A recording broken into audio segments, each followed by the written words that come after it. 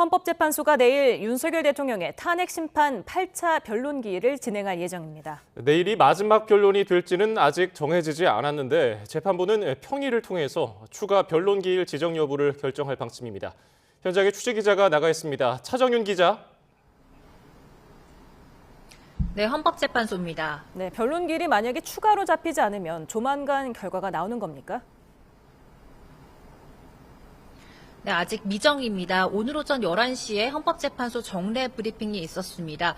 헌법재판소는 지금까지 내일 8차 변론 기일까지만 날짜를 정해놨지만 추가 기일 지정 여부는 정해지지 않았는데요.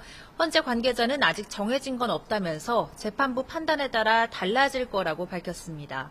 다만 윤 대통령 최후 진술 등 추가 절차가 필요한 상황이라 재판부가 논의를 거쳐 내일 추가 기일을 공지할 가능성이 커 보입니다.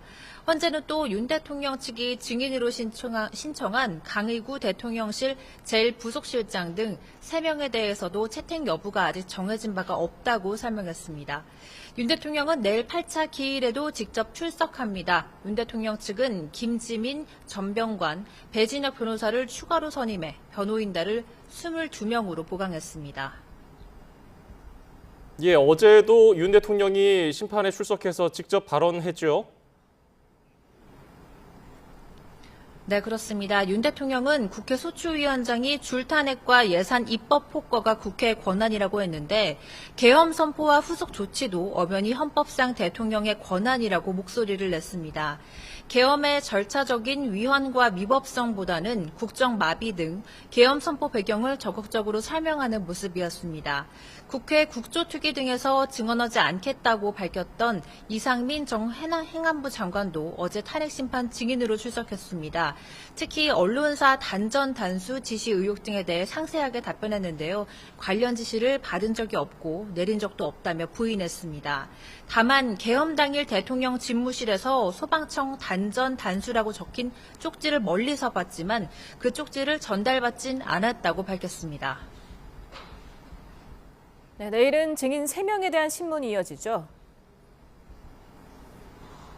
네, 그렇습니다. 내일 8차 변론 기일에는 조태용 국정원장, 김봉식 전 서울경찰청장, 조성현 수방사 제1경비단장에 대한 증인 신문이 예정되어 있습니다. 원래 조지호 경찰청장에 대해서도 증인 신문을 진행한다는 계획이었지만 조 청장은 건강상의 사유로 현재 불출석 사유서를 제출했습니다. 내일은 국회의원 체포조 운영 의혹에 대해 집중적인 질의가 있을 것으로 보입니다. 이런 가운데 오늘 오후 2시 최재해 감사원장의 탄핵 심판 변론 기일이 열렸습니다.